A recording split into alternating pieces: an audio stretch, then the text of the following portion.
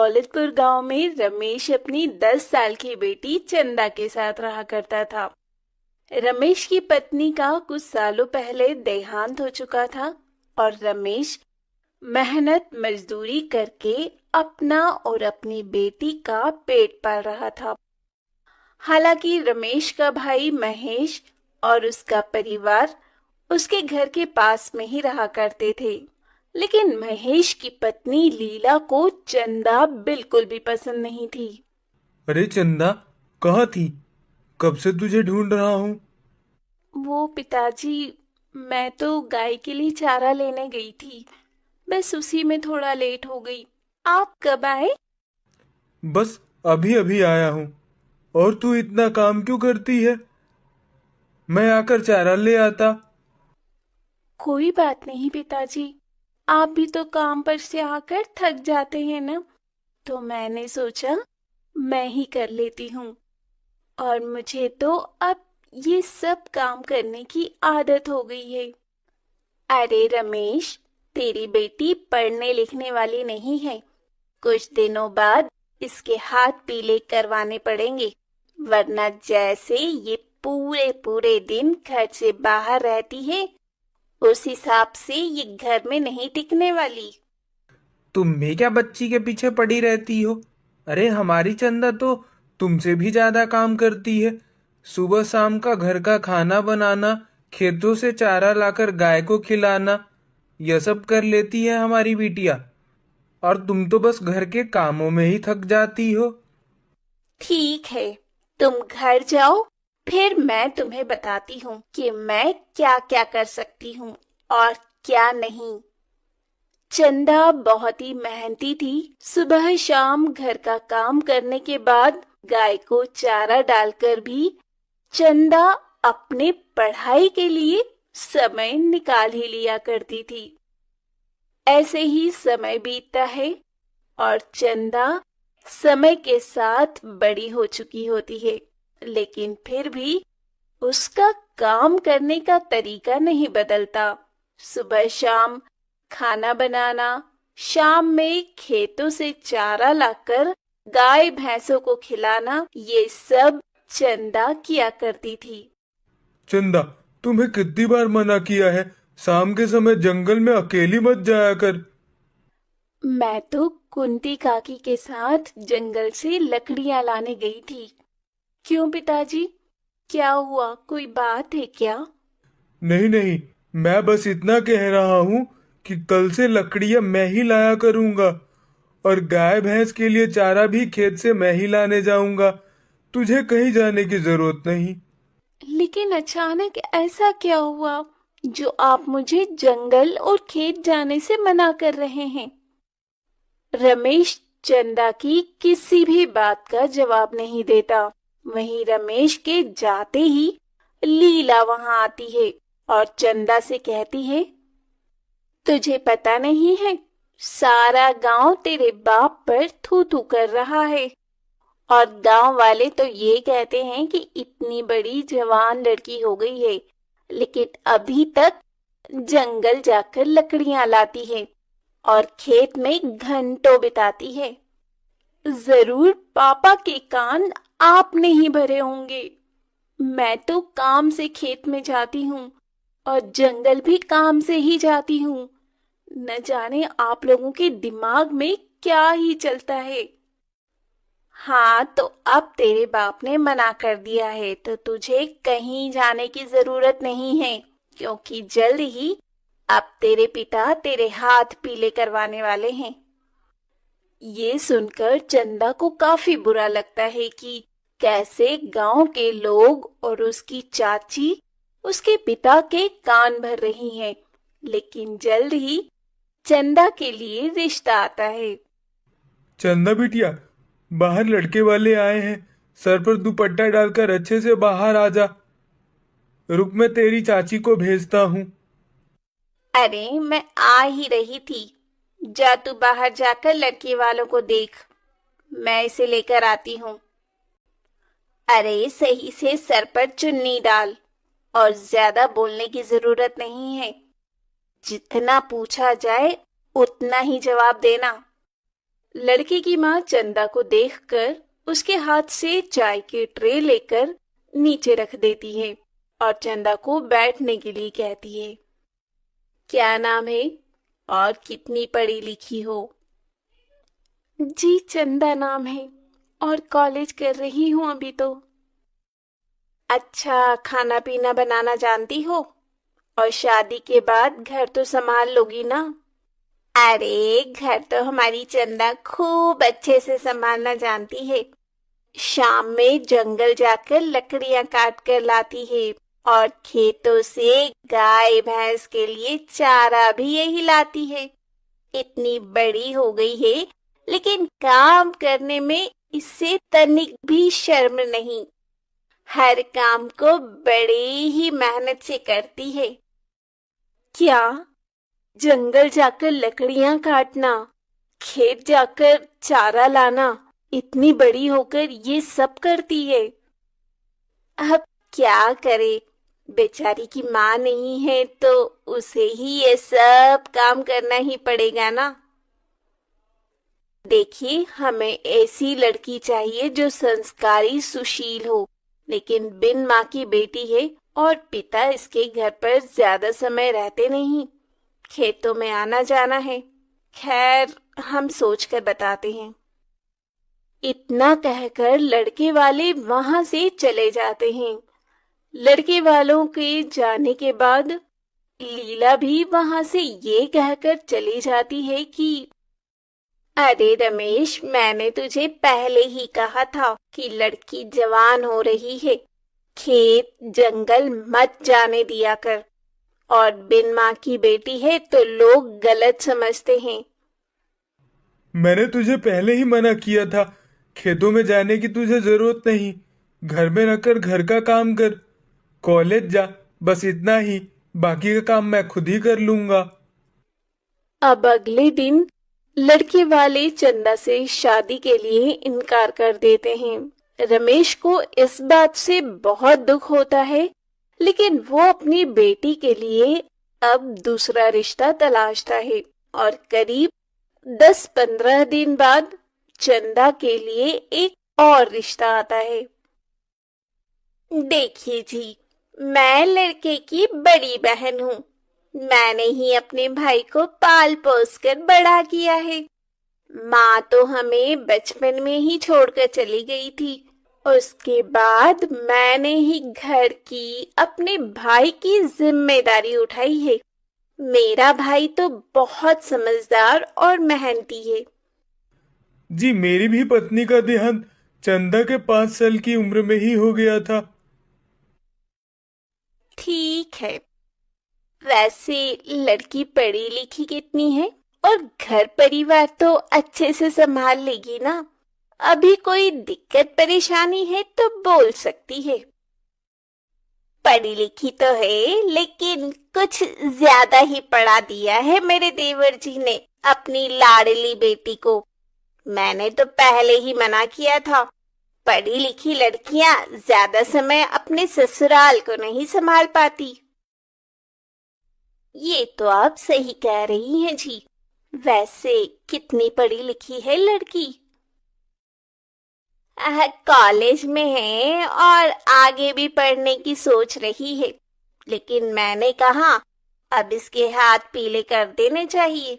ज्यादा और पढ़ लिख लिया तो लड़का भी नहीं मिलेगा। देखो, हमें लड़की तो पसंद है, लेकिन हम चाहते हैं कि लड़की ज्यादा पढ़ी लिखी नहीं हो। कल को मेरे भाई को छोड़कर चली गई तो हम रिश्तेदार समाज को क्या मुंह दिखाएंगे? अरे नहीं नहीं, मेरी बेटी ऐसी बिल्कुल भी नहीं है। जितनी संस्कारी है उतनी ही समझदार भी है। पढ़ाई लिखाई तो मैंने इसलिए करवाया कि कल को कोई दिक्कत ना हो। अब ये रिश्ता भी लीला की वजह से टूट जाता है। लीला और महेश दोनों ही खुश होते हैं कि उसने अपने भाई की बेटी का रिश्ता तोड़वा दिया। ऐसे ही ये सिलसिला चलता रहता है और चंदा के चाचा चाची की वजह से उसकी शादी टूटती रहती है। देखा, मैंने कहा था ना, मैं चंदा के इस रिश्ते को भी तोड़वा दूंगी। मैं भी तो यही चाहता था, रमेश की बेटी का रिश्ता टूट जाए। और तुमने लड़के वालों के सामने जो भी बोला, सही बोला। रमेश बार बार अपनी बेटी के लिए रिश्ता ला रहा था और किसी न किसी कारण लीला उस रिश्ते को तोड़वा दिया करती। रमेश अब काफी परेशान हो जाता है। ये देख चंदा अपने पिता से कहती है, पिताजी आप इतने परेशान क्यों होते हैं? चलिए, चलकर खाना खा लीजिए। जो मेरी किस्मत में लिखा होगा वो खुद चलकर आ जाएगा। हाँ बेटी, हाँ बेटी तो सही कह रही है। जो किस्मत में लिखा होगा वही होगा। अब तो सब महादेव पर छोड़ दिया है। ऐसे ही समय बीतता है और एक रोज रमेश के घर गांव के पंडित जी आते हैं। अरे ओ रमेश, कैसा है? घर पे सब कुशल मंगल तो है ना? हाँ पंडित जी, सब अच्छे हैं। बताइए कैसे आना हुआ आपका? मैं तो जरूरी काम से आया हूँ। जिस गांव में पूजा करवाता हूँ, वहां के सेठ धनी राम ने अपने बेटे की शादी आपकी बेटी चंदा से तय करवाने की बात करी है। दरअसल उन्होंने आपकी बेटी को कॉलेज जाते हुए देखा था। यह आप क्या कह रहे हैं पंडित जी? सेठ धनीराम जी तो इतने धनी हैं कि वह अपने बेटे के लिए एक से बढ़कर एक लड़की ला सकते हैं। तो भला मुझ गरीब पर इतनी मेहरबानी क्यों? धनीराम बेशक धनी है, लेकिन उन्होंने हमेशा से अपने परिवार को जोड़ कर रखा है। और वो अपनी बेटी को बहू के रूप में एक कैसी लड़की चाहते हैं जो संस्कारी और समझदार हो। और शायद चंदा बिटिया में उन्हें यह सारे गुण नजर आए। कल वह चंदा बिटिया को देखने आ रहे हैं। पंडित जी की बात महेश सुन लेता है और वो जल्दी से ये सारी बातें घर जाकर अपनी पत्नी लीला को बता देता है। ये आप क्या कह रहे हैं? अभी तक हमने चंदा के लिए एक भी रिश्ता तय नहीं होने दिया है और अब सीधा चंदा के लिए धनीराम सेठ के बेटे का रिश्ता आया है। ये रिश्ता भी मैं तुड़वा कर रहूंगी। जाइए, दौलतपुर और खुशीपुर दोनों गांव के बीचों बीच पड़ने वाला बांध काट दीजिए, जिससे पानी बहने लगे और रास्ता बंद हो जाए। लेकिन मैं ऐसा करता हुआ पकड़ा गया तो गांव वाले मुझे गांव से निकाल देंगे। ऐसा कुछ भी नहीं होगा। ये काम आप रात में करेंगे और सावधानी से। अब अगले दिन रमेश सारी तैयारी के साथ सेठ धनीराम के परिवार और सेठ के आने का इंतजार करने लगता है। दूसरी तरफ सेठ और उसके परिवार दौलतपुर गांव के बांध पर पहुंचते हैं तो उन्हें बांध कटा हुआ मिलता है, जहां गांव के लोग मौजूद होकर बांध को ठीक करने में लगे थे। लेकिन बांध को ठीक करने में समय लगने वाला था। अरे भाई साहब, यह बांध कब तक ठीक हो जाएगा? हमें आगे गांव में जाना था। अरे सेठ जी, इसे ठीक होने में तो पूरा दिन लगेगा। यहाँ के लोग खुशीपुर गांव और खुशीपुर गांव के लोग दौलतपुर गांव में नहीं आ पा रहे। अच्छा अच्छा, ठीक है। लगता है दूसरे समय पर आना पड़ेगा। इतना बोलकर सेठ और उसका परिवार लौट जाता है और महेश बहुत खुश होता है। इधर रमेश सेठ के आने का इंतजार कर रहा होता है। सुबह से शाम हो जाती है और लड़के वालों की कोई खबर नहीं आती। चंदा बिटिया, एक कप चाय बना ला। लगता है हम गरीब से पंडित जी मजाक कर गए। जी पिताजी, अभी लाइए आपके लिए चाय।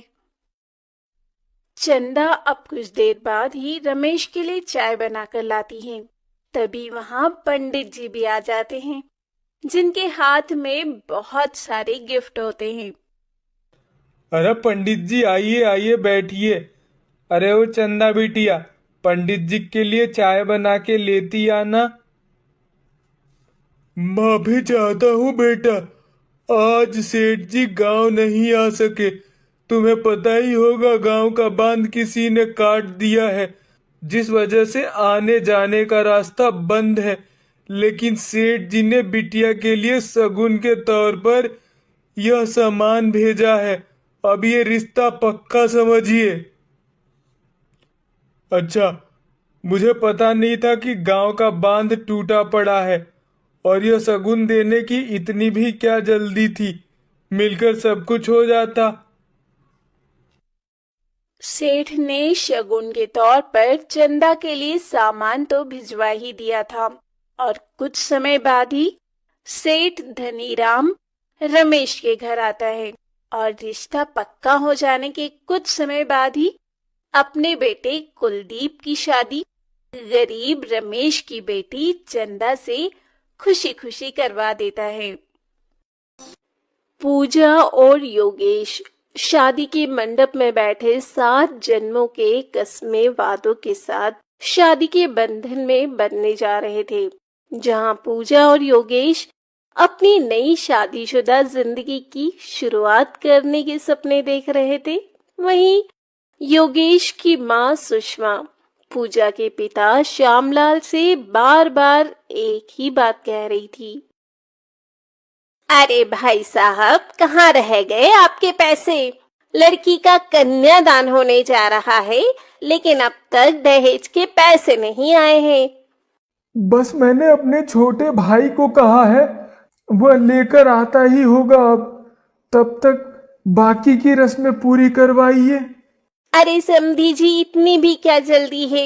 एक बार पैसे आ जाने दीजिए, शादी ब्याह तो हो ही जाएगा। कौन सी लड़की भागी जा रही है आपकी? लेकिन मुहूर्त तो निकलता जा रहा है ना। मेरा छोटा भाई किशन लाल आता ही होगा। उन्हें आ जाने दीजिए, तब तक मैं कुछ खा पी लेती हूँ। देखो जरा, क्या कुछ बनवाया है बारातियों के लिए। जी जरूर समधन जी, आइए आप बैठिए, मैं आपके लिए खाना मंगवाता हूँ। इधर पंडित जी बार बार मुहूर्त निकला जा रहा है कहकर मंत्रों को बीच में ही रोक दे रहे थे, लेकिन सुषमा श्यामलाल को अपनी बेटी पूजा का कन्यादान करने ही नहीं दे रही थी। देखिए समधन जी, पंडित जी का भी कहना है कि मुहूर्त निकलता जा रहा है। आप मेरी बात समझने की कोशिश कीजिए। बस मेरा भाई आता ही होगा, थोड़ा सा समय और दे दीजिए उसे। अरे बड़ी लंबी उम्र है समधी जी, आपके भाई की आ ही गए। पूरा कैश तो है ना, पूरे 5 लाख। जी जी, पूरा बंदोबस्त कर दिया था मैंने। मेरी बेटी की शादी में कोई कमी नहीं रहे, इसलिए मैं अपने घर तक को गिरवी रख दिया है। अब बेटी पैदा की है तो इतना फर्ज तो बनता है ना आपका, कि आप अपने आप को गिरवी रखें या अपने घर को। क्यों समधी जी, कुछ गलत तो नहीं कहा ना मैंने? जी नहीं नहीं समधन जी, अब मैं कन्यादान की रस्म पूरी करता हूँ। सुषमा का बेटा पढ़ा लिखा और अच्छी नौकरी करता था। सुषमा ने अपने बेटे की शादी के लिए लड़की वालों से 5 लाख रुपए कैश, घर का सामान और एक कार दहेज की मांग की थी, जो श्यामलाल जैसे तैसे पूरा करता है। अब पूजा भी शादी करके अपने मायके से ससुराल आती है। श्यामलाल तो सोचता है उसने अपने बेटी को इतना कुछ दिया है कि उसकी सास उसे कुछ भी नहीं कहेगी और हमेशा ही उसे अपनी पलकों पर बैठा कर रखेगी। लेकिन सुषमा इतनी लालची थी कि दूसरे दिन से ही उसके मन का लालच और भी बढ़ता जा रहा था। अरे बहू, कल पग फेरे की रस्म है, तो तेरे बाप को बोल देना कि यहाँ से 10 लोग जाएंगे, उनका खाना पीना बन जाना चाहिए और सभी को शगुन में नए कपड़े और 1000 रुपए तो दे ही दें।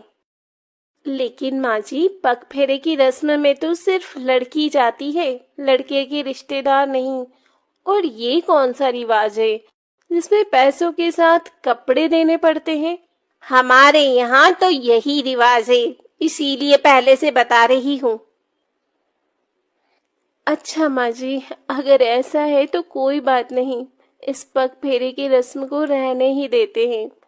मेरे पिता ने अभी अभी आप लोगों को इतना कुछ दिया है कि उनका हाथ खाली हो चुका है। वो 10 लोगों का खाना पीना, कपड़े और शगुन के तौर पर 1000 रुपए नहीं दे पाएंगे।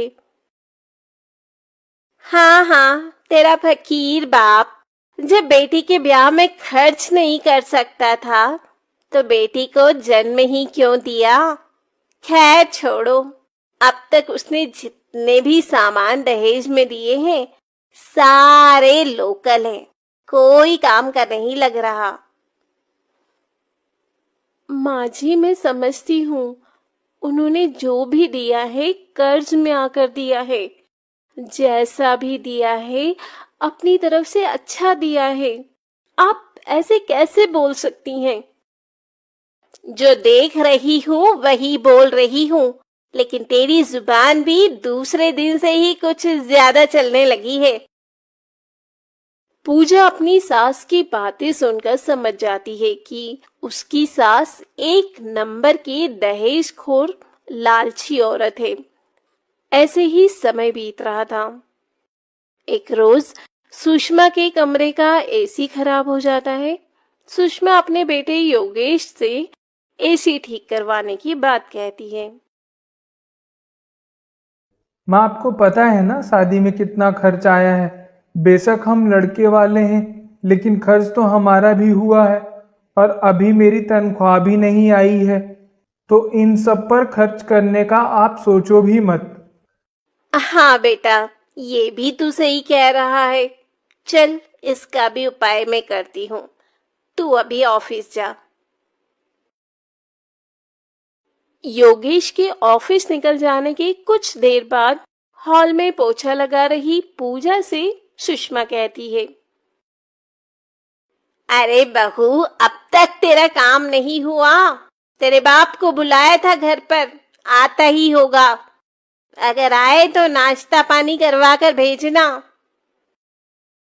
लेकिन पिताजी आ रहे हैं, उन्होंने तो मुझे कुछ बताया ही नहीं कि वो मुझसे मिलने आ रहे हैं।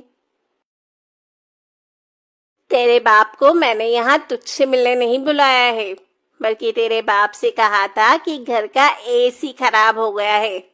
बेटी के लिए इतना तो कर ही सकता है। मैं समझी नहीं माँ जी, क्या आप मेरे पिताजी से नया एसी मंगवा रही हैं, वो भी अपने कमरे में लगवाने के लिए? हाँ, बड़ी जल्दी समझ आ गई। चल अच्छा है, मैं जा रही हूँ कांता के घर, थोड़ा काम है। तेरा बाप आए तो बिना नाश्ता पानी के मत भेजना, वरना कल को बदनामी होगी। लेकिन माँ जी, मेरे पिताजी से जितना हुआ उन्होंने उतना तो किया ही ना, तो अब आप उन्हें और क्यों परेशान कर रही हैं? क्या उन्होंने दहेज में कोई कमी छोड़ी है? लड़की का बाप जितना दे उतना कम है, चाहे वो ताजमहल ही क्यों ना दे दे, और लड़के वाले जितना ले उतना कम है। ये बात तू नहीं जानती क्या बहू? चल, अभी घर के काम पे ध्यान दे, मेरी बातों पर नहीं। इतना कहकर सुषमा अपनी पड़ोसन कांता के घर चली जाती है। कुछ देर बाद श्यामलाल अपनी बेटी के ससुराल आता है। अरे पूजा बेटी, कैसी है? घर में सब ठीक तो है ना? बाहर तो धूप भी बहुत तेज है। पिताजी आप आ गए? कैसे हैं आप? आपकी तबीयत तो ठीक है ना? बैठिए ना, आप खड़े क्यों हैं? मैं आपके लिए ठंडा पानी लेके आती हूँ। बेटी, सब ठीक है। वह तो बस मैं तेरे लिए एसी लेकर आया हूँ। दहेज में मैंने तुझे पंखा कूलर तो दिया, लेकिन एसी नहीं। अरे पिताजी, इसकी क्या जरूरत थी? और मुझे अच्छे से पता है ये आप अपनी मर्जी से नहीं लेकर आए हैं। आप पर दबाव बनाया गया है। नहीं नहीं बेटी, कैसी बातें कर रही है तू? मैं ये तेरे लिए ही लेकर आया था। पूजा अपने पिता की बात सुनकर किचन में पानी लाने जाती है। तभी श्यामलाल किसी से फोन पर बातें कर रहा होता है। मालिक, जल्द पैसे दे दूंगा। अभी मैं बेटी के घर आया हूँ। ज्यादा बात नहीं कर सकता, माफ कीजिएगा। मैं घर आते ही आपसे मिलने आता हूँ। बस कुछ दिन और। पिताजी लीजिए पानी। और किसका फोन था? आप इतने परेशान क्यों हैं? बताइए क्या बात है? आप मेरी शादी के बाद कर्ज में आ गए हैं। मुझे पता है, इसलिए आप इतना परेशान हैं। अरे अरे, तुझे चिंता करने की कोई जरूरत नहीं है। सब हो जाएगा। और समधन जी कहाँ है? कहीं नजर नहीं आ रही है। मैं चलता हूँ। यह एसी उन्हें दिखा देना। पूजा तो सब जानती थी कि उसके पिता बिना बोले ये एसी नहीं लाए हैं, बल्कि उसकी सास ने इतना दहेज लेने के बाद भी उसके पिता को प्रताड़ित कर रखा है। और पूजा भी दहेज की बढ़ती मांग से प्रताड़ित हो रही थी। एक रोज सुषमा हॉल में बैठी टीवी देख रही होती है। तभी टीवी अचानक बंद हो जाता है। सुषमा बहुत कोशिश करती है, लेकिन टीवी नहीं चलता। तभी सुषमा पूजा के पिता श्यामलाल को फोन लगाकर कहती है, अरे समधी जी, कैसे हैं आप? आपने एसी तो बड़ा अच्छा दिया है। ठंडी ठंडी हवा आती है। बस मैंने तो आपको इसीलिए याद कर लिया कि मेरा मनोरंजन नहीं हो पा रहा है। अभी अभी टीवी खराब हो गया है। सोचा आपको बता दूं, आप भिजवा दें अपनी बेटी के लिए टीवी। एक मिनट माँ जी। पिताजी आप फोन रखिए, मैं बाद में बात करती हूँ। और माँ जी, आप अगर आपने गलती से भी मेरे पिताजी के हालचाल लेने के लिए भी अब फोन किया तो मुझसे बुरा कोई नहीं होगा। देख रहा है योगेश, तेरे सामने ही तेरी पत्नी मुझे धमका रही है। आपको जो समझ में आए वो समझिए माँ जी, लेकिन मेरे पिताजी अब आपको कुछ भी नहीं देंगे दहेज में। वैसे ही आपने सामान से लेकर पैसे तक लिए हैं, और मेरे दहेज का सामान आपने अपनी बेटी के लिए भिजवा दिया है। और जो चीज खराब हो रही है वो आप मेरे पिताजी से मंगवा रही हैं। क्या ये गलत नहीं है? माँ, आज मैं आपको कुछ नहीं कहूंगा। पूजा बिल्कुल ठीक कह रही है। तू इसकी बातों में बता। अगर इसे यहाँ से जाना है तो जाए, मैं नहीं रोकने वाली। मैं तेरी दूसरी शादी करवा दूंगी, और वहां से भी इससे दोगुना दहेज मिलेगा। माँ जी, आपको जैसा सही लगे, लेकिन मैं इस घर को छोड़कर जा रही हूँ। मैं अपने पिता पर और बोझ नहीं बन सकती। मैं अपने मायके भी नहीं जाऊंगी, लेकिन जहाँ जाना होगा मैं चली जाऊंगी। मैं भी तुम्हारे साथ हूं। तुम चिंता मत करो। मैं तुम्हारे साथ 7 जन्मों के कस्मों वादों के साथ 7 फेरे लिए हैं। सुषमा अपने लालच की वजह से अपने बेटे को खो देती है, क्योंकि पूजा के घर से जाने के साथ ही योगेश भी पूजा के साथ चला जाता है। और इस बात का सुषमा को बहुत पछतावा होता है। हालांकि वो अपने बेटे को मनाती भी है, लेकिन योगेश नहीं मानता। वो भी अपनी माँ के रंग को काफी समय से नोटिस कर रहा था। इसीलिए कहते हैं, लालच बुरी बला है। चंदा सुबह सुबह कपड़े धो रही होती है। तभी चंदा की सौतेली माँ डुमरी चंदा को और भी कपड़े लाकर देते हुए कहती है, सिर्फ खाने में तेरे हाथ चलते हैं, वैसे तुझसे कोई काम नहीं होता है। चल जल्दी जल्दी हाथ चला ताकि तुझे और भी काम दूं। बस मुफ्त की रोटी तोड़ने आती है। तुम चंदा को इतना काम क्यों देती हो? राखी से भी घर का काम करवाया करो। क्यों ना करवाऊं इस बिन माँ की बेटी से काम? और मेरी फूल सी बेटी की अभी उम्र ही क्या है, बस 20 साल की तो है अभी। और ये करमजदी पूरे 22 साल की हो चुकी है। माँ, मुझे भूख लगी है, कब तक खाना बनेगा? अरे ओ महारानी, सुन भी रही है? मेरी राखी को भूख लगी है जोरों की। कपड़े धुल जाएं तो आकर खाना भी बना लियो। जी माँ जी, जैसा आप कहें। ये करके मैं वो भी करती हूँ। डुमरी और राखी इतना कहने के बाद वहां से चले जाते हैं और ये देख केशव परेशान हो जाता है और अपनी बेटी चंदा के पास जाता है जो कि कपड़े धो रही थी। चंदा बेटी, मुझे माफ कर दे। मैं ही तेरा गुनहगार हूँ। मैंने तो सोचा था कि तेरी माँ के जाने के बाद डुमरी तुझे तेरी माँ की तरह प्यार देगी, लेकिन मैं शायद भूल गया, सौतेली तो आखिर सौतेली ही होती है। और आज तक डुमरी ने बस तुझ पर अत्याचार ही किए हैं। नहीं पिताजी, इसमें आपकी भी कोई गलती नहीं है। हाँ, आपने तो ये सब मेरे लिए ही किया था ना, लेकिन मैं ही अभागी हूँ जो मेरी किस्मत में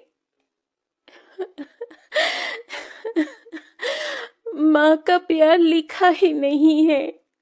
चंदा और केशव बात कर ही रहे होते हैं, तभी कमरे में डुमरी की आवाज आती है। तुम दोनों बाप बेटी मेरी और मेरी फूल सी बेटी की बुराई कर लो तो घर के काम भी हैं, उसका भी सोच लेना। और चंदा, अगर आज काम नहीं हुआ समय पर तो पूरे दिन तुझे भूखे रखूंगी। डुमरी चंदा से नौकरानी की तरह काम करवाया करती थी और तब भी उसे कई बार तो पूरा पूरा दिन भूखा रखा करती थी। ये देख डुमरी की पड़ोसन खुद से कहती है, बेचारी चंदा की फूटी किस्मत। जब से इसकी सौतेली माँ आई है तब से बेचारी का बचपन तो छिन गया था। अब जवानी में ये औरत इसे नौकरानी की तरह काम करवाती है। भगवान, बेचारी को अच्छा घर परिवार ससुराल दे। ऐसे ही समय बीत रहा होता है और एक रोज डुमरी अपनी बेटी राखी के साथ बाजार से आ रही होती है। तभी राखी अपनी माँ को कहती है, माँ, वो देखो, ये चंदा ही है ना? और वो लड़का कौन है जो चंदा का बार बार हाथ पकड़ रहा है? अरे वो करमजली तुझे कहाँ दिख गई? अरे हाँ, ये कौन है? कहीं इसका इसके साथ चक्कर तो नहीं चल रहा है? अगर ऐसा है तो आज मैं इसकी टांग तोड़ दूंगी। माँ, मैंने इसे अपने घर के आसपास भी घूमते देखा है और अब तो मेरा शक भी यकीन में बदल गया है। चंदा का इसके साथ चक्कर चल रहा है। अभी यहाँ रोड पर तो मैं तमाशा नहीं करना चाहती हूँ, लेकिन आज इसे घर आने दे। जिन दो पैरों से ये इससे अपना मुंह काला करवाने आई है, वही दोनों पैर मैं आज इसके तोड़ डालूंगी। अब राखी और डुमरी केशव के कान भरकर चंदा के आने का इंतजार करने लगते हैं। चंदा जैसे ही घर आती है, डुमरी चंदा का बाल पकड़कर उसे दरवाजे से खींचकर घर के अंदर लाती है। अरे माँ, ये अब क्या कर रही है? माँ नहीं, मेरा बाल छोड़ो। आप ये क्या कर रही है माँ? आप सुन तो रही हो ना? माँ, मुझे दर्द हो रहा है। करमजली अभागी, तू इस घर का नाम मिट्टी में मिलाना चाहती है? कौन है वो जिससे तू चिपक चिपक कर बातें कर रही थी? वो माँ, वो मैं आपको बताने ही वाली थी। मैंने कमल के बारे में पिताजी को बताया था। पिताजी, आप कुछ बोलते क्यों नहीं? वो क्या बोलेगा? दोनों बाप बेटी ने मिलकर इस घर का नाम मिट्टी में मिलाने का जो फैसला ले रखा है। अरे तुम दोनों चाहते क्या हो? डुमरी चंदा को खूब मारती है और खाना भी नहीं देती। केशव भी चंदा को नहीं बचाता क्योंकि उसे भी अपने घर की इज्जत प्यारी थी। इस वाक्य के बाद ही डुमरी चंदा के लिए लड़का देखना शुरू कर देती है। तुम इसकी 10 दिन के अंदर शादी करोगे, वरना मैं ये घर छोड़कर चली जाऊंगी। इसे तुम किसी दूध वाले के हाथों में या फिर किसी कबाड़ी, अखबार या दलाल के हाथ बेच दो, लेकिन ये लड़की 10 दिन के अंदर यहाँ से जानी चाहिए। मैं देख रहा हूँ इसके लिए लड़का। अब तुम शांत हो जाओ और मुझे भी शांत रहने दो। वो तो अच्छा हुआ मैंने इसे देख लिया, वरना इसने तो इस घर के बारे में एक बार भी नहीं सोचा है। चंदा के पिता केशव अब अपने दोस्त के जान पहचान के बताए लड़के से चंदा की शादी मंदिर में करवा देते हैं। चंदा तो गम की मारी अपनी जिंदगी काट रही थी, लेकिन चंदा जैसे ही अपने ससुराल जाती है, उसके ससुराल में चंदा के पैर रखते ही कई सारी अच्छी खबर आती है। अरे बहू, तू तो साक्षात लक्ष्मी का रूप है। क्या बात है, तूने तो घर में कदम रखते ही इस घर को स्वर्ग बना दिया। हाँ चंदा, तुम्हें पता है, जैसे ही तुम्हारा गृह प्रवेश हुआ है, वैसे ही एक के बाद एक अच्छी खबर मिली है। हाँ बहू, तू यहाँ बैठ। आज ही शाम में हम अपने नए घर में शिफ्ट हो जाएंगे। मैं कुछ समझी नहीं माँ जी। देख, मैं तुझे बताती हूँ। जैसे ही तू इस घर में आई, तभी हमारे सालों से चल रही तेरे चाचा ससुर जमीन का केस हार गए और हमें ये न्यूज़ मिली। और मेरे नितिन को सरकारी नौकरी का लेटर भी आया। और तेरे ससुर का जो सालों से पैसा अटका था, वो भी कल ही मिला है उन्हें। अब हम शाम तक ये किराए का घर छोड़कर अपने बड़े से घर में जा रहे हैं। ये तो बहुत अच्छी बात है माँ जी, मुझे भी अच्छा लगा सुनकर। चंदा जैसे ही अपने ससुराल जाती है, उसके घर परिवार में खुशियां ही खुशियां नजर आने लगती है, क्योंकि चंदा के सर से तो उसकी माँ का हाथ बचपन में ही उठ चुका था। लेकिन अपने ससुराल में उसे अपनी सास सुजाता से उसे माँ वाला प्यार मिल रहा था। और अब ऐसे ही काफी समय बीत जाते हैं। एक रोज केशव चंदा के घर आता है और वो चंदा का हवेली जैसा घर देखकर बहुत खुश होता है। और चंदा की सास भी केशव को कहती है, आपने तो हमारे घर बहू नहीं, साक्षात लक्ष्मी दी है, लक्ष्मी। इसके घर में पैर रखते ही देखिए हम क्या थे और क्या हो गए। मुझे तो पहले ही पता था, मेरी बेटी के अच्छे कर्म हैं। जिस घर में जाएगी उस घर को स्वर्ग बना देगी, स्वर्ग। ये राखी की शादी का कार्ड है, हम सब जरूर आएंगे पापा जी। केशव अपनी बेटी को खुश देख बहुत खुश था और वो जब अपने घर आता है तो अपनी पत्नी से कुछ भी नहीं कहता। दे आए महारानी को शादी का कार्ड। मैंने तो मना किया था कि कोई जरूरत नहीं है उसे राखी की शादी में बुलाने की, वो उस लायक ही नहीं है। लेकिन नहीं, आपको तो अपनी लाडली को बुलाना है। अब तुम चाहे उसे कितना भी कोस लो डुमरी, अब मेरी बेटी जहाँ भी है बहुत खुश है और अपनी पुरानी जिंदगी को भूलकर आगे बढ़ रही है। अब ऐसे ही कुछ समय बाद शादी वाले दिन शादी की सभी तैयारियों के बीच लड़के वाले राखी से शादी करने से इनकार कर देते हैं, क्योंकि उन्हें और भी दहेज में पैसे चाहिए थे। ये सुन डुमरी लड़के वालों के सामने हाथ जोड़े खड़ी होती है। बगल में केशव भी होता है। हमने तो आपको पहले ही 1 लाख रुपया दिया है, एक महंगी गाड़ी भी दी और अपनी बेटी भी दे रहे हैं, और अब भी आप और पैसे मांग रहे हैं। हम गरीब लोग कहाँ से लाएंगे इतना पैसा? मैं कुछ नहीं जानती, मुझे 1 लाख रुपए और चाहिए, साथ में सोने की चेन, वरना ये शादी नहीं हो सकती। उठो बेटा मंडप से।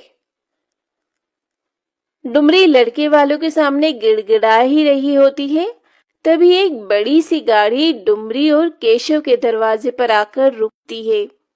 कार देख डुमरी के मुंह से निकल जाता है, अब ये कौन आया? कहीं भगवान ने मेरी सुन तो नहीं ली और मेरी मदद को कोई फरिश्ता भेज दिया। जरूर चंदा बेटी आई होगी और दामाद जी। हाँ, क्यों नहीं, वो भिखारन कार में होगी। तुम भी बिना पिए कैसे सपने देखते हो? अब जैसे ही नितिन के साथ चंदा महंगी गाड़ी से महंगी साड़ी ज्वेलरी पहने निकलती है, डुमरी की तो आंखें ही चमक जाती है। आसपास के खड़े लोग भी चंदा को देख हैरान थे। तभी चंदा आते ही अपने गले में पहना हार उतारकर दूल्हे को पहना देती है। क्या मांग है तुम्हारी? 1 लाख रुपए और सोने की चेन? वो छोड़ो, ये लो पूरे 10 लाख का हार है ये, और चुपचाप शादी करो। अगर अब कुछ भी बोलने की कोशिश की तो पुलिस को बाद में बुलाऊंगी। पहले यहाँ जितना खर्चा और बेइज्जती हुई है उसे पहले वसूल लूंगी। चंदा बेटा, कौन सी लॉटरी लगी है तेरी? लंबी गाड़ी, नौकर चाकर, तू तो एकदम बदल गई। जब डुमरी को सब कुछ पता चलता है तो उसे बहुत पछतावा होता है, क्योंकि डुमरी की बेटी राखी की शादी आज चंदा की वजह से हुई, वरना लड़के वालों ने तो दहेज के चक्कर में डुमरी की बेटी राखी से शादी करने से साफ इनकार कर दिया था।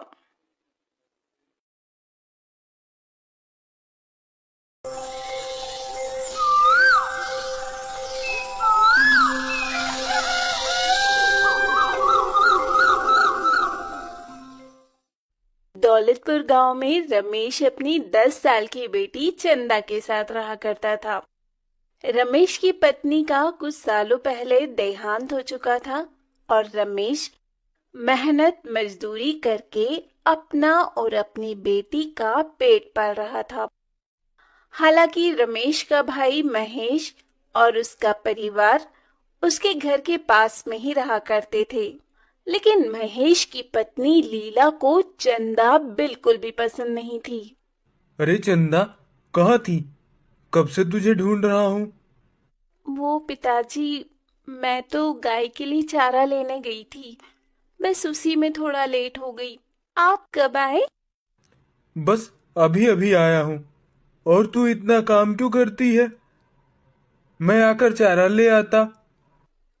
कोई बात नहीं पिताजी, आप भी तो काम पर से आकर थक जाते हैं ना, तो मैंने सोचा मैं ही कर लेती हूँ।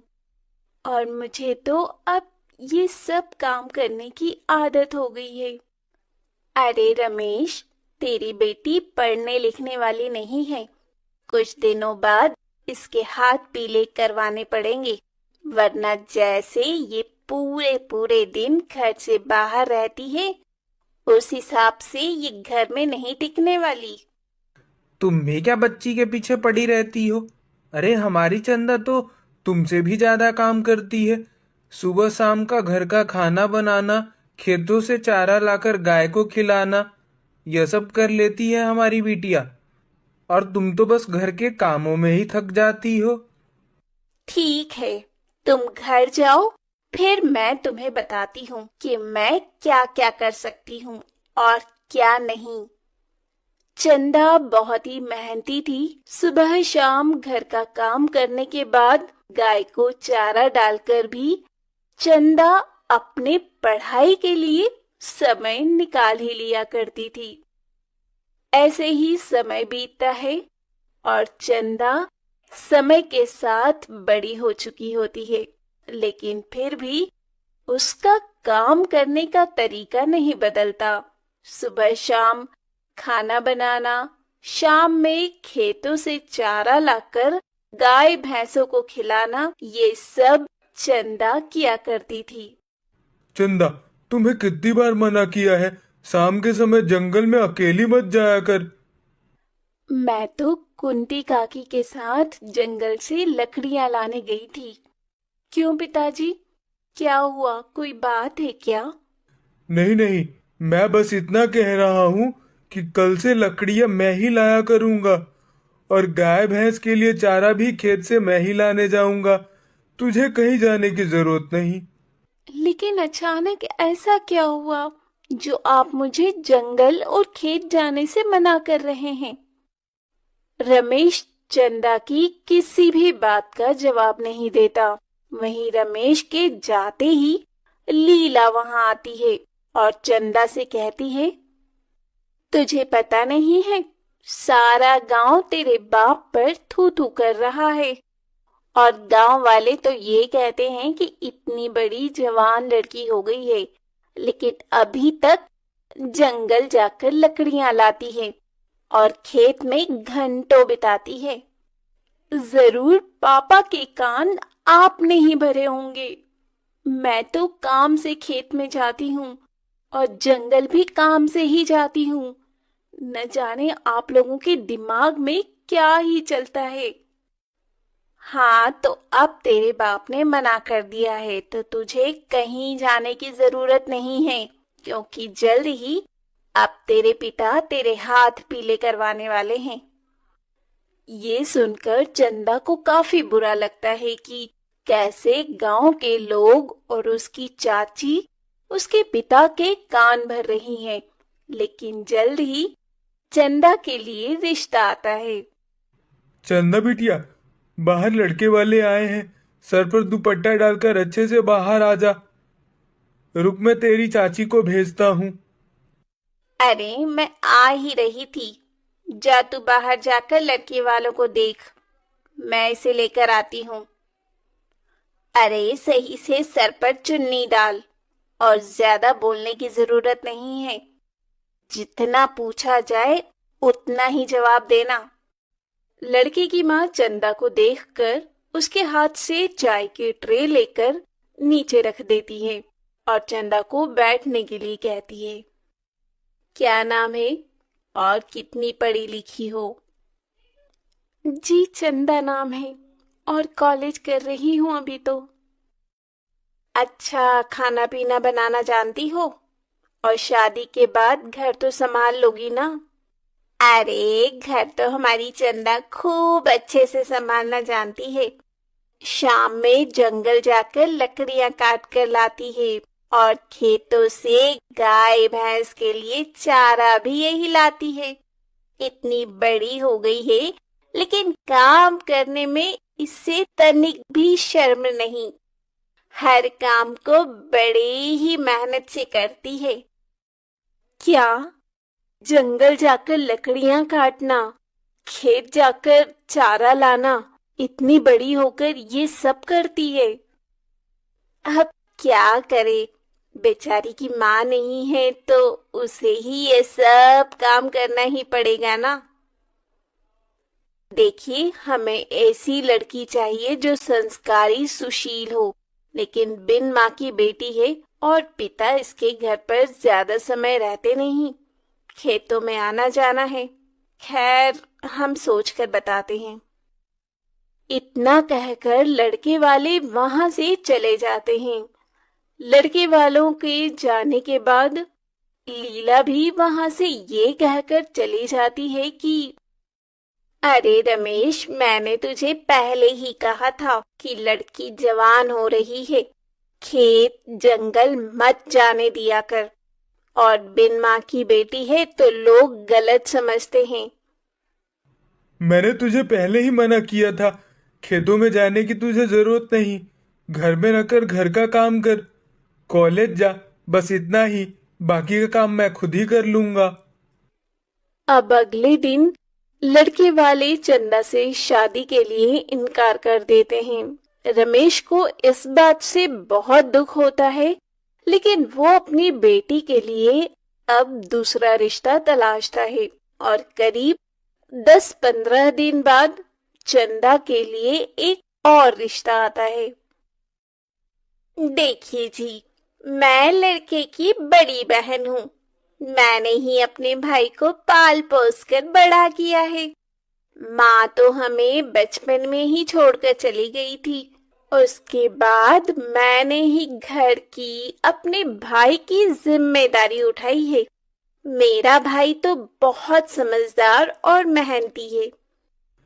जी, मेरी भी पत्नी का देहांत चंदा के 5 साल की उम्र में ही हो गया था। ठीक है, वैसे लड़की पढ़ी लिखी कितनी है और घर परिवार तो अच्छे से संभाल लेगी ना। अभी कोई दिक्कत परेशानी है तो बोल सकती है। पढ़ी लिखी तो है, लेकिन कुछ ज्यादा ही पढ़ा दिया है मेरे देवर जी ने अपनी लाडली बेटी को। मैंने तो पहले ही मना किया था, पढ़ी लिखी लड़कियां ज्यादा समय अपने ससुराल को नहीं संभाल पाती। ये तो आप सही कह रही हैं जी। वैसे कितनी पढ़ी लिखी है लड़की?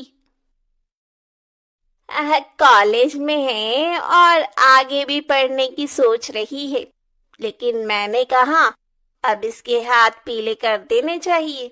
ज्यादा और पढ़ लिख लिया तो लड़का भी नहीं मिलेगा। देखो, हमें लड़की तो पसंद है, लेकिन हम चाहते हैं कि लड़की ज्यादा पढ़ी लिखी नहीं हो। कल को मेरे भाई को छोड़कर चली गई तो हम रिश्तेदार समाज को क्या मुंह दिखाएंगे? अरे नहीं नहीं, मेरी बेटी ऐसी बिल्कुल भी नहीं है। जितनी संस्कारी है उतनी ही समझदार भी है। पढ़ाई लिखाई तो मैंने इसलिए करवाया कि कल को कोई दिक्कत ना हो। अब ये रिश्ता भी लीला की वजह से टूट जाता है। लीला और महेश दोनों ही खुश होते हैं कि उसने अपने भाई की बेटी का रिश्ता तोड़वा दिया। ऐसे ही ये सिलसिला चलता रहता है और चंदा के चाचा चाची की वजह से उसकी शादी टूटती रहती है। देखा, मैंने कहा था ना, मैं चंदा के इस रिश्ते को भी तोड़वा दूंगी। मैं भी तो यही चाहता था, रमेश की बेटी का रिश्ता टूट जाए।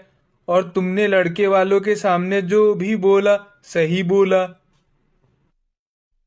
रमेश बार बार अपनी बेटी के लिए रिश्ता ला रहा था और किसी न किसी कारण लीला उस रिश्ते को तोड़वा दिया करती। रमेश अब काफी परेशान हो जाता है। ये देख चंदा अपने पिता से कहती है, पिताजी, आप इतने परेशान क्यों होते हैं? चलिए, चलकर खाना खा लीजिए। जो मेरी किस्मत में लिखा होगा वो खुद चलकर आ जाएगा। हाँ बेटी, हाँ बेटी तो सही कह रही है। जो किस्मत में लिखा होगा वही होगा। अब तो सब महादेव पर छोड़ दिया है। ऐसे ही समय बीतता है और एक रोज रमेश के घर गांव के पंडित जी आते हैं। अरे ओ रमेश, कैसा है? घर पे सब कुशल मंगल तो है ना? हाँ पंडित जी, सब अच्छे हैं। बताइए कैसे आना हुआ आपका? मैं तो जरूरी काम से आया हूँ। जिस गांव में पूजा करवाता हूँ, वहां के सेठ धनी राम ने अपने बेटे की शादी आपकी बेटी चंदा से तय करवाने की बात करी है। दरअसल उन्होंने आपकी बेटी को कॉलेज जाते हुए देखा था। यह आप क्या कह रहे हैं पंडित जी? सेठ धनीराम जी तो इतने धनी हैं कि वह अपने बेटे के लिए एक से बढ़कर एक लड़की ला सकते हैं। तो भला मुझ गरीब पर इतनी मेहरबानी क्यों? धनीराम बेशक धनी है, लेकिन उन्होंने हमेशा से अपने परिवार को जोड़ कर रखा है, और वो अपनी बेटी को बहू के रूप में एक कैसी लड़की चाहते हैं जो संस्कारी और समझदार हो। और शायद चंदा बिटिया में उन्हें यह सारे गुण नजर आए। कल वह चंदा बिटिया को देखने आ रहे हैं। पंडित जी की बात महेश सुन लेता है और वो जल्दी से ये सारी बातें घर जाकर अपनी पत्नी लीला को बता देता है। ये आप क्या कह रहे हैं? अभी तक हमने चंदा के लिए एक भी रिश्ता तय नहीं होने दिया है, और अब सीधा चंदा के लिए धनीराम सेठ के बेटे का रिश्ता आया है। ये रिश्ता भी मैं तुड़वा कर रहूंगी। जाइए, दौलतपुर और खुशीपुर दोनों गांव के बीचों बीच पड़ने वाला बांध काट दीजिए, जिससे पानी बहने लगे और रास्ता बंद हो जाए। लेकिन मैं ऐसा करता हुआ पकड़ा गया तो गांव वाले मुझे गांव से निकाल देंगे। ऐसा कुछ भी नहीं होगा। ये काम आप रात में करेंगे और सावधानी से। अब अगले दिन रमेश सारी तैयारी के साथ सेठ धनीराम के परिवार और सेठ के आने का इंतजार करने लगता है। दूसरी तरफ सेठ और उसके परिवार दौलतपुर गांव के बांध पर पहुंचते हैं तो उन्हें बांध कटा हुआ मिलता है, जहां गांव के लोग मौजूद होकर बांध को ठीक करने में लगे थे, लेकिन बांध को ठीक करने में समय लगने वाला था। अरे भाई साहब, यह बांध कब तक ठीक हो जाएगा? हमें आगे गांव में जाना था। अरे सेठ जी, इसे ठीक होने में तो पूरा दिन लगेगा। यहाँ के लोग खुशीपुर गांव और खुशीपुर गांव के लोग दौलतपुर गांव में नहीं आ पा रहे। अच्छा अच्छा, ठीक है, लगता है दूसरे समय पर आना पड़ेगा। इतना बोलकर सेठ और उसका परिवार लौट जाता है और महेश बहुत खुश होता है। इधर रमेश सेठ के आने का इंतजार कर रहा होता है। सुबह से शाम हो जाती है और लड़के वालों की कोई खबर नहीं आती। चंदा बिटिया, एक कप चाय बना ला। लगता है हम गरीब से पंडित जी मजाक कर गए। जी पिताजी, अभी लाइए आपके लिए चाय। चंदा अब कुछ देर बाद ही रमेश के लिए चाय बनाकर लाती है। तभी वहां पंडित जी भी आ जाते हैं, जिनके हाथ में बहुत सारे गिफ्ट होते हैं। अरे पंडित जी, आइए आइए, बैठिए। अरे वो चंदा बिटिया, पंडित जी के लिए चाय बना के लेती आना। माफी चाहता हूँ बेटा, आज सेठ जी गांव नहीं आ सके। तुम्हें पता ही होगा, गांव का बांध किसी ने काट दिया है, जिस वजह से आने जाने का रास्ता बंद है।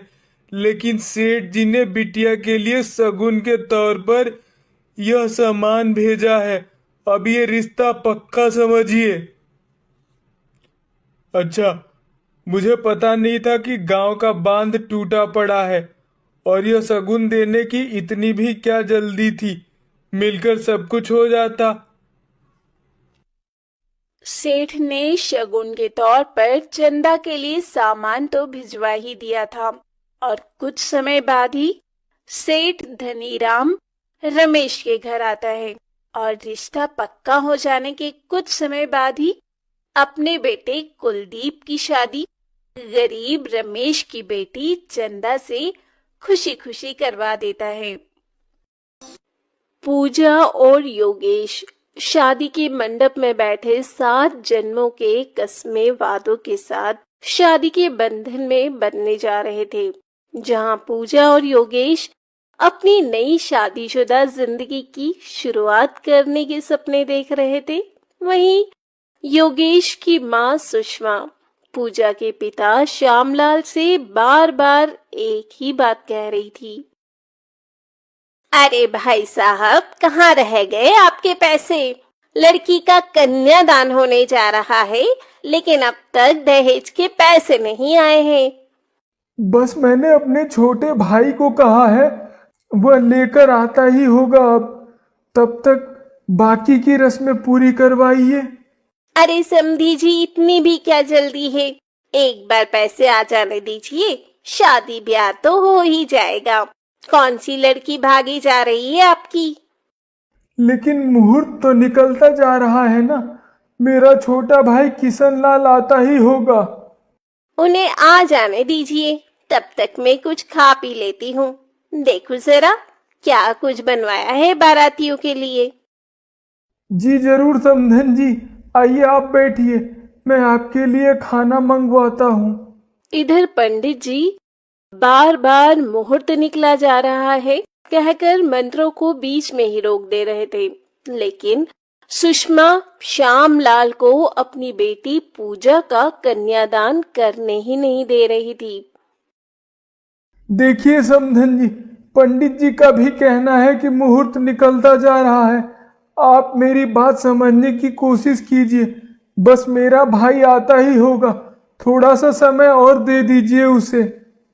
अरे बड़ी लंबी उम्र है समधी जी, आपके भाई की आ ही गए। पूरा कैश तो है ना? पूरे 5 लाख। जी जी, पूरा बंदोबस्त कर दिया था मैंने। मेरी बेटी की शादी में कोई कमी नहीं रहे, इसलिए मैं अपने घर तक को गिरवी रख दिया है।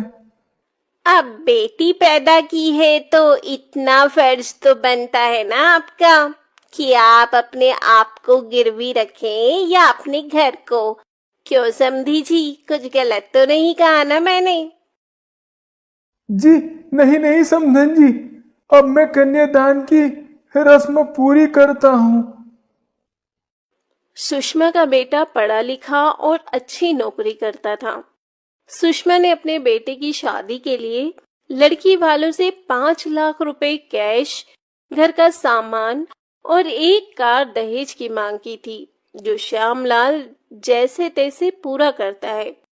अब पूजा भी शादी करके अपने मायके से ससुराल आती है। श्यामलाल तो सोचता है उसने अपने बेटी को इतना कुछ दिया है कि उसकी सास उसे कुछ भी नहीं कहेगी और हमेशा ही उसे अपनी पलकों पर बैठा कर रखेगी।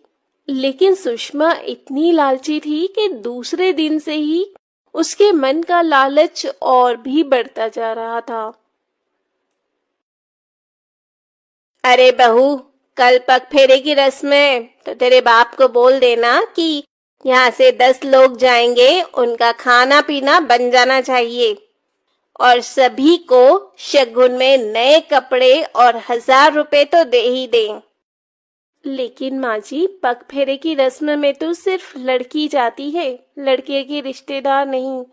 और ये कौन सा रिवाज है जिसमें पैसों के साथ कपड़े देने पड़ते हैं? हमारे यहाँ तो यही रिवाज है, इसीलिए पहले से बता रही हूँ।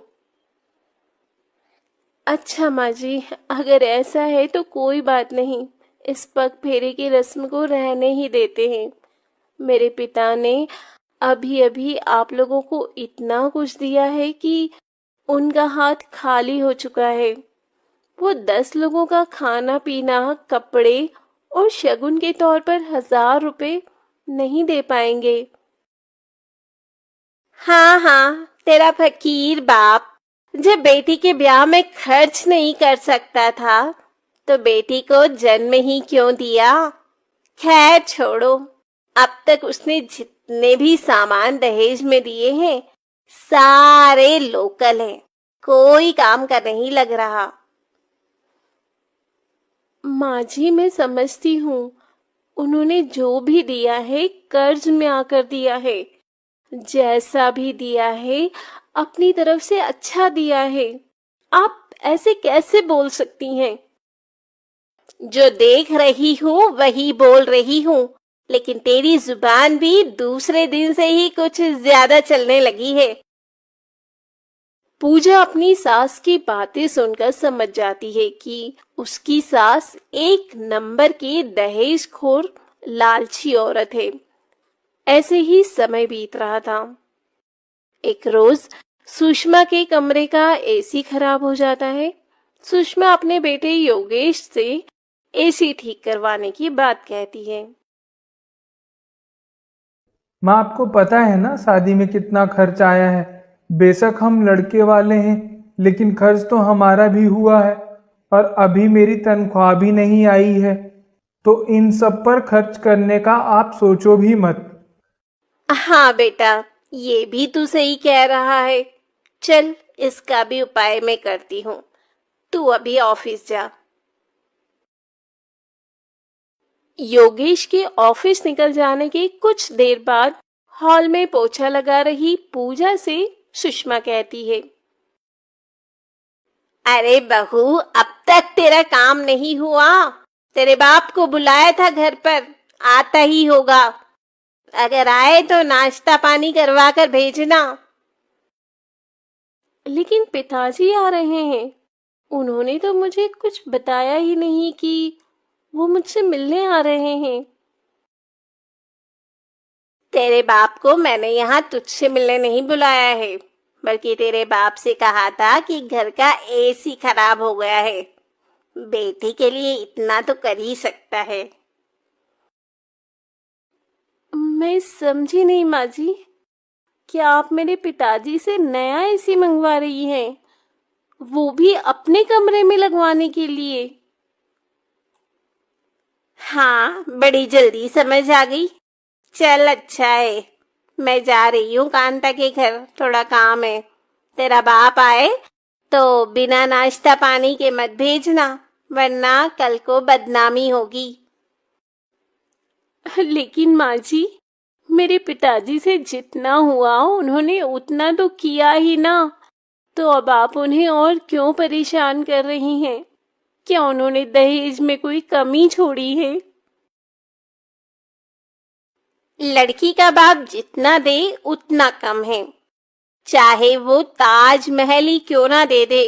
और लड़के वाले जितना ले उतना कम है, ये बात तू नहीं जानती क्या बहू। चल, अभी घर के काम पे ध्यान दे, मेरी बातों पर नहीं। इतना कहकर सुषमा अपनी पड़ोसन कांता के घर चली जाती है। कुछ देर बाद श्यामलाल अपनी बेटी के ससुराल आता है। अरे पूजा बेटी, कैसी है? घर में सब ठीक तो है ना? बाहर तो धूप भी बहुत तेज है। पिताजी, आप आ गए। कैसे हैं आप? आपकी तबीयत तो ठीक है ना?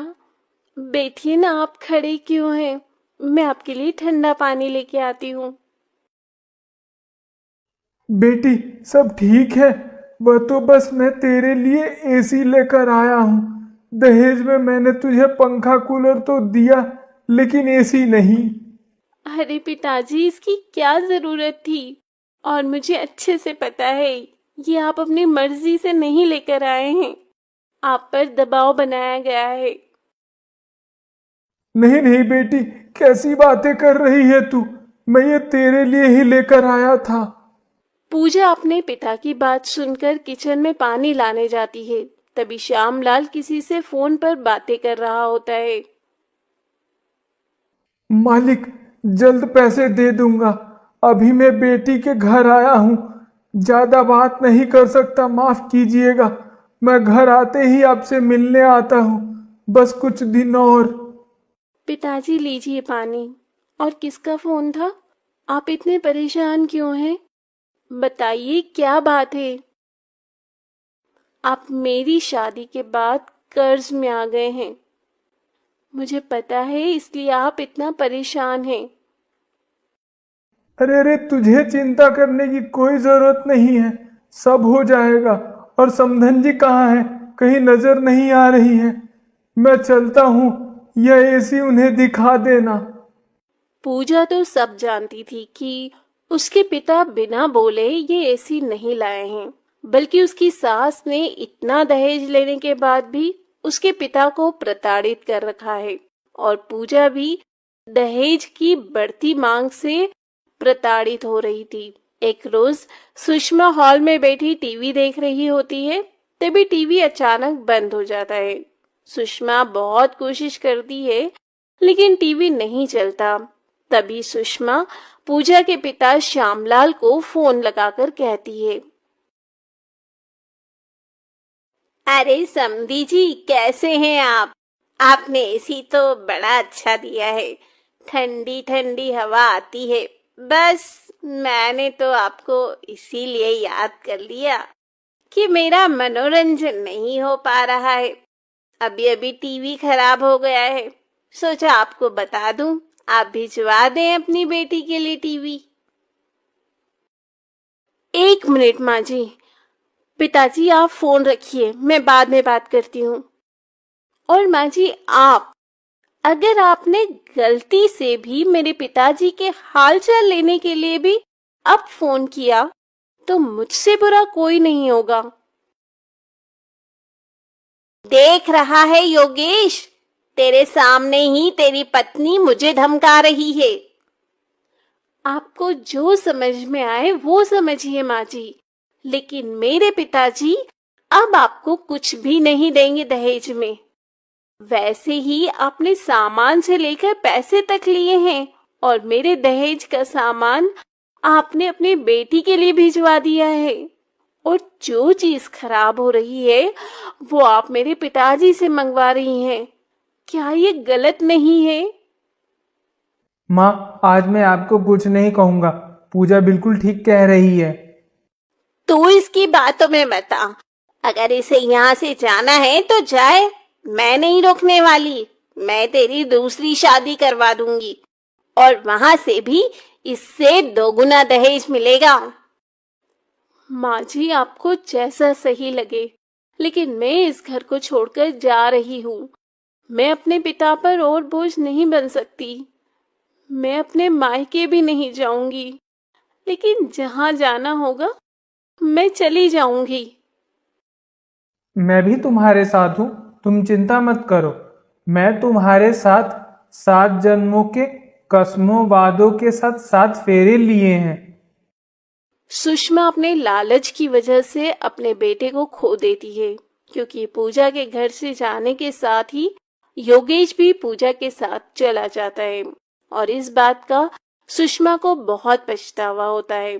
हालांकि वो अपने बेटे को मनाती भी है, लेकिन योगेश नहीं मानता। वो भी अपनी माँ के रंग को काफी समय से नोटिस कर रहा था। इसीलिए कहते हैं, लालच बुरी बला है।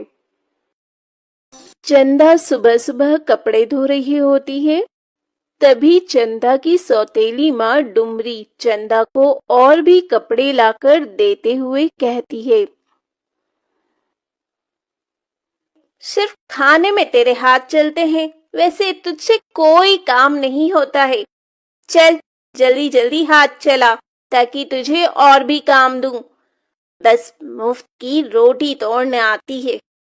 तुम चंदा को इतना काम क्यों देती हो? राखी से भी घर का काम करवाया करो। क्यों ना करवाऊं इस बिन माँ की बेटी से काम? और मेरी फूल सी बेटी की अभी उम्र ही क्या है, बस 20 साल की तो है अभी। और ये करमजदी पूरे 22 साल की हो चुकी है। माँ, मुझे भूख लगी है, कब तक खाना बनेगा? अरे ओ महारानी, सुन भी रही है? मेरी राखी को भूख लगी है जोरों की। कपड़े धुल जाएं तो आकर खाना भी बना लियो। जी माँ जी, जैसा आप कहें। ये करके मैं वो भी करती हूँ। डुमरी और राखी इतना कहने के बाद वहां से चले जाते हैं और ये देख केशव परेशान हो जाता है और अपनी बेटी चंदा के पास जाता है जो कि कपड़े धो रही थी। चंदा बेटी, मुझे माफ कर दे। मैं ही तेरा गुनहगार हूँ। मैंने तो सोचा था कि तेरी माँ के जाने के बाद डुमरी तुझे तेरी माँ की तरह प्यार देगी, लेकिन मैं शायद भूल गया, सौतेली तो आखिर सौतेली ही होती है। और आज तक डुमरी ने बस तुझ पर अत्याचार ही किए हैं। नहीं पिताजी, इसमें आपकी भी कोई गलती नहीं है। हाँ, आपने तो ये सब मेरे लिए ही किया था ना, लेकिन मैं ही अभागी हूँ जो मेरी किस्मत में माँ का प्यार लिखा ही नहीं है। चंदा और केशव बात कर ही रहे होते हैं, तभी कमरे में डुमरी की आवाज आती है। तुम दोनों बाप बेटी मेरी और मेरी फूल सी बेटी की बुराई कर लो तो घर के काम भी हैं, उसका भी सोच लेना। और चंदा, अगर आज काम नहीं हुआ समय पर तो पूरे दिन तुझे भूखे रखूंगी। डुमरी चंदा से नौकरानी की तरह काम करवाया करती थी और तब भी उसे कई बार तो पूरा पूरा दिन भूखा रखा करती थी। ये देख डुमरी की पड़ोसन खुद से कहती है, बेचारी चंदा की फूटी किस्मत। जब से इसकी सौतेली माँ आई है तब से बेचारी का बचपन तो छिन गया था। अब जवानी में ये औरत इसे नौकरानी की तरह काम करवाती है। भगवान, बेचारी को अच्छा घर परिवार ससुराल दे। ऐसे ही समय बीत रहा होता है और एक रोज डुमरी अपनी बेटी राखी के साथ बाजार से आ रही होती है। तभी राखी अपनी माँ को कहती है, माँ, वो देखो, ये चंदा ही है ना? और वो लड़का कौन है जो चंदा का बार बार हाथ पकड़ रहा है? अरे वो करमजली तुझे कहाँ दिख गई? अरे हाँ, ये कौन है? कहीं इसका इसके साथ चक्कर तो नहीं चल रहा है? अगर ऐसा है तो आज मैं इसकी टांग तोड़ दूंगी।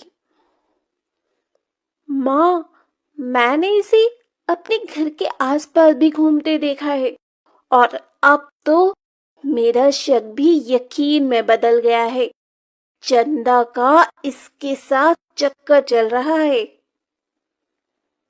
अभी यहाँ रोड पर तो मैं तमाशा नहीं करना चाहती हूँ, लेकिन आज इसे घर आने दे। जिन दो पैरों से ये इससे अपना मुंह काला करवाने आई है, वही दोनों पैर मैं आज इसके तोड़ डालूंगी। अब राखी और डुमरी केशव के कान भरकर चंदा के आने का इंतजार करने लगते हैं। चंदा जैसे ही घर आती है, डुमरी चंदा का बाल पकड़कर उसे दरवाजे से खींचकर घर के अंदर लाती है। अरे माँ, ये अब क्या कर रही है? माँ नहीं, मेरा बाल छोड़ो। आप ये क्या कर रही है माँ? आप सुन तो रही हो ना? माँ, मुझे दर्द हो रहा है। करमजली अभागी, तो इस घर का नाम मिट्टी में मिलाना चाहती है। कौन है वो जिससे तू चिपक चिपक कर बातें कर रही थी? वो माँ, वो मैं आपको बताने ही वाली थी। मैंने कमल के बारे में पिताजी को बताया था। पिताजी, आप कुछ बोलते क्यों नहीं? वो क्या बोलेगा?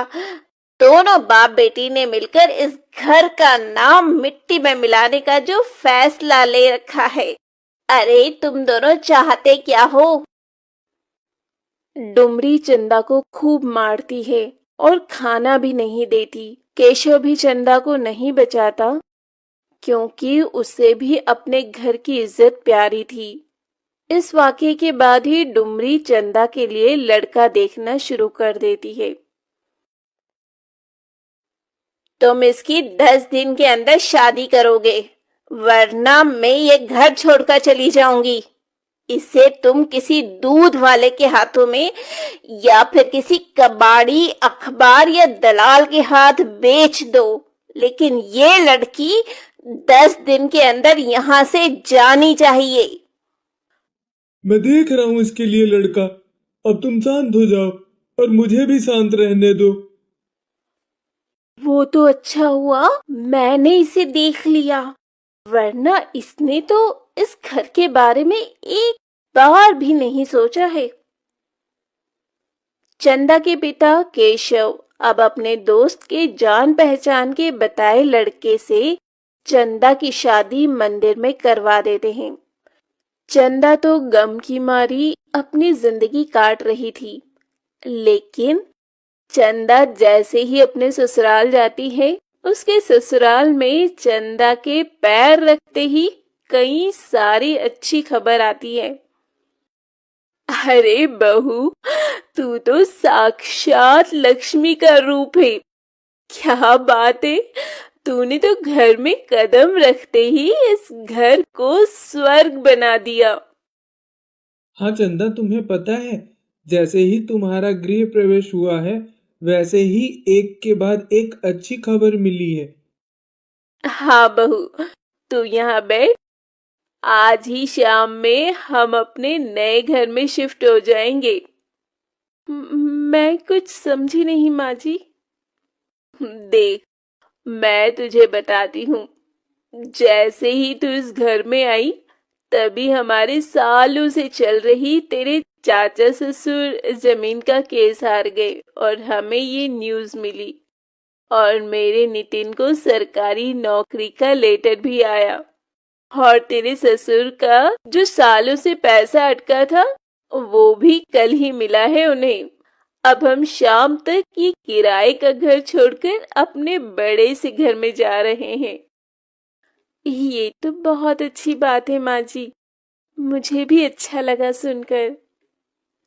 चंदा जैसे ही अपने ससुराल जाती है, उसके घर परिवार में खुशियां ही खुशियां नजर आने लगती है, क्योंकि चंदा के सर से तो उसकी माँ का हाथ बचपन में ही उठ चुका था, लेकिन अपने ससुराल में उसे अपनी सास सुजाता से उसे माँ वाला प्यार मिल रहा था। और अब ऐसे ही काफी समय बीत जाते हैं। एक रोज केशव चंदा के घर आता है और वो चंदा का हवेली जैसा घर देखकर बहुत खुश होता है, और चंदा की सास भी केशव को कहती है, आपने तो हमारे घर बहू नहीं साक्षात लक्ष्मी दी है, लक्ष्मी।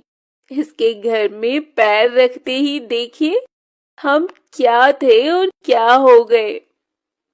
मुझे तो पहले ही पता था, मेरी बेटी के अच्छे कर्म हैं। जिस घर में जाएगी उस घर को स्वर्ग बना देगी, स्वर्ग। ये राखी की शादी का कार्ड है, हम सब जरूर आएंगे पापा जी। केशव अपनी बेटी को खुश देख बहुत खुश था, और वो जब अपने घर आता है तो अपनी पत्नी से कुछ भी नहीं कहता। दे आए महारानी को शादी का कार्ड। मैंने तो मना किया था कि कोई जरूरत नहीं है उसे राखी की शादी में बुलाने की, वो उस लायक ही नहीं है।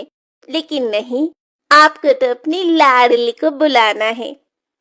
अब तुम चाहे उसे कितना भी कोस लो डुमरी, अब मेरी बेटी जहाँ भी है बहुत खुश है और अपनी पुरानी जिंदगी को भूलकर आगे बढ़ रही है। अब ऐसे ही कुछ समय बाद शादी वाले दिन शादी की सभी तैयारियों के बीच लड़के वाले राखी से शादी करने से इनकार कर देते हैं, क्योंकि उन्हें और भी दहेज में पैसे चाहिए थे। ये सुन डुमरी लड़के वालों के सामने हाथ जोड़े खड़ी होती है। बगल में केशव भी होता है। हमने तो आपको पहले ही 1 लाख रुपया दिया है, एक महंगी गाड़ी भी दी और अपनी बेटी भी दे रहे हैं, और अब भी आप और पैसे मांग रहे हैं। हम गरीब लोग कहाँ से लाएंगे इतना पैसा? मैं कुछ नहीं जानती, मुझे 1 लाख रुपए और चाहिए।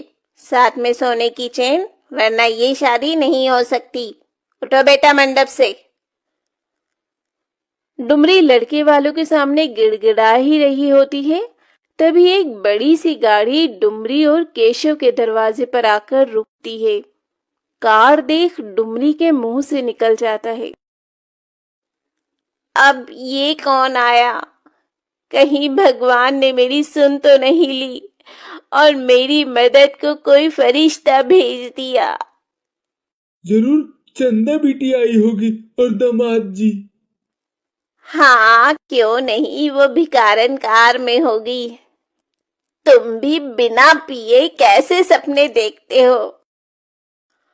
अब जैसे ही नितिन के साथ चंदा महंगी गाड़ी से महंगी साड़ी, ज्वेलरी पहने निकलती है, डुमरी की तो आंखें ही चमक जाती है। आसपास के खड़े लोग भी चंदा को देख हैरान थे। तभी चंदा आते ही अपने गले में पहना हार उतारकर दूल्हे को पहना देती है। क्या मांग है तुम्हारी? 1 लाख रुपए और सोने की चेन?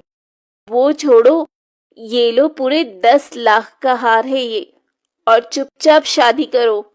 अगर अब कुछ भी बोलने की कोशिश की तो पुलिस को बाद में बुलाऊंगी। पहले यहाँ जितना खर्चा और बेइज्जती हुई है उसे पहले वसूल लूंगी। चंदा बेटा, कौन सी लॉटरी लगी है तेरी? लंबी गाड़ी, नौकर चाकर, तू तो एकदम बदल गई। जब डुमरी को सब कुछ पता चलता है तो उसे बहुत पछतावा होता है, क्योंकि डुमरी की बेटी राखी की शादी आज चंदा की वजह से हुई, वरना लड़के वालों ने तो दहेज के चक्कर में डुमरी की बेटी राखी से शादी करने से साफ इनकार कर दिया था।